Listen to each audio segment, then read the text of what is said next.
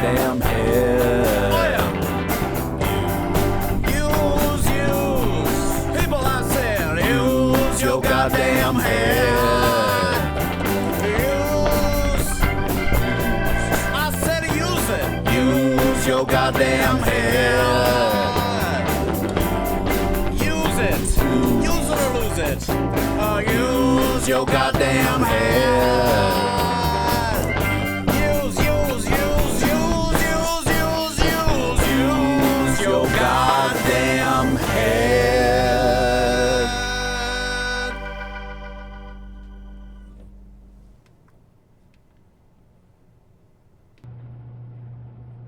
Well then, I believe we got that.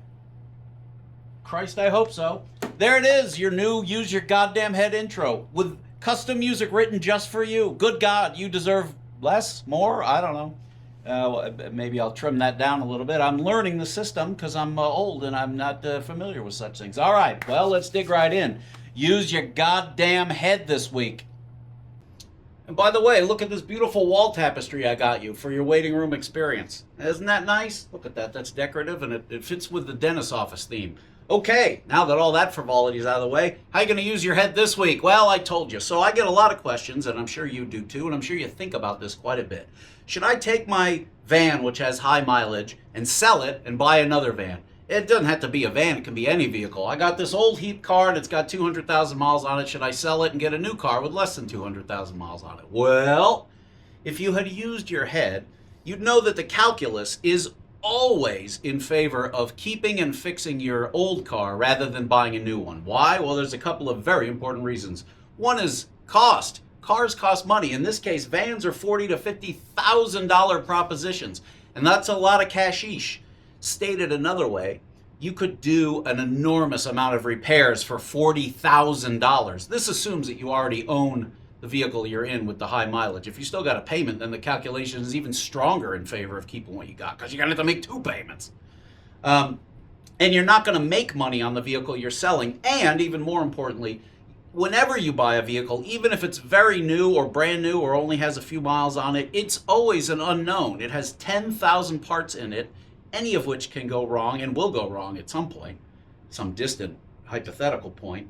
So you're trading known quantity for unknown quantity. Now, normally you'd say, well, the thing's got 3,000 miles on it. The known is that they're all new parts and they're all good. And yeah, that's true, but that's an awful lot of dough to fork over for this peace of mind that you want, which is fine. If all you want is peace of mind, then just throw money at the problem. But the things you need to know about a ProMaster specifically is if you grenade the engine, it's about $7,000 for another engine. And if you grenade the transmission, it's about $5,000 for another transmission. So let's talk about it like that. 12 grand on a $60,000 van. What does it mean? It means that if I already own the $60,000 van, I can buy 5 engines and transmissions for the exact same money as the new. Obviously, you run this calculus, and it always favors keeping your old vehicle. And of course, the old vehicle, if you were calculating, I want to sell my 200,000 mile van and buy one with 50,000 miles, well, then you've got all those unknowns that are going to go. Brakes, struts, all this maintenance stuff that you've already done in the 200,000 mile van because you made it to 200,000 miles. You're clearly a good citizen and van owner. Van husbandry, I think we should call it. Anyway, so of course, it does boil down to a risk versus expense. You want to pay up front or you want to pay later? Well, I prefer to pay less either way, so it kind of doesn't matter to me. And of course, me being the guy that fixes them, I'm extremely risk averse, and I would take myself and my family in a grotesquely unsafe vehicle because that's just who I am and the space in which I occupy. But for you, one other factor to know before we wrap this, use your fucking head, is that a van is unlike a normal car in many ways. The car from 1980 is quite different from a car from 2020, but a van from 1980 is almost identical to a van from 2020. And in the ProMaster's case specifically, there's nothing about a new van that's any different. It's literally identical. Yes, it has a fancier screen from 23 and up, and it's got a couple of safety features, which you weren't concerned about safety or you wouldn't be watching this channel. But for the practical purposes of using it, it's a frickin' box on wheels. Not even a box made of unobtainium. It's made of steel, And of course, the last thing to know is that the ProMaster doesn't rust. I have proven this over and over again. Yes, I know it's an outlandish claim, but search my videos for a van with 900,000 miles on it that's as unrusted as it was before. I think I know why, and I talk about it in that video. But regardless, knowing that the van is, the basic box of the van is going to last for 20 years, you would be foolish, I think, not to fork up your dough and keep what you have running, because you've probably customized it in a way that can't be transported to another van. I very often get the question, hey, I've got $40,000 of my fancy motorhome build, and I want this new feature or that new feature, and all you can do is buy another van and transfer that stuff over, which is often not really practical. And it's often anything you have that's specialized.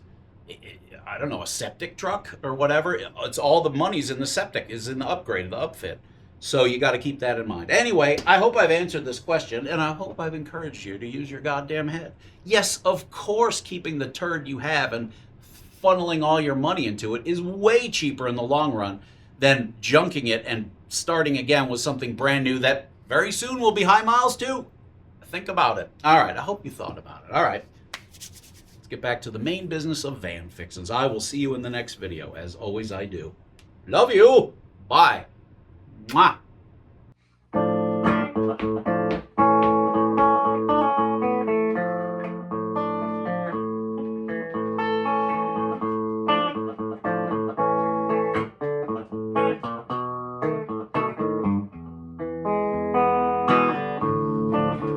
My app. Promaster Phone App. Custom Promaster Phone App.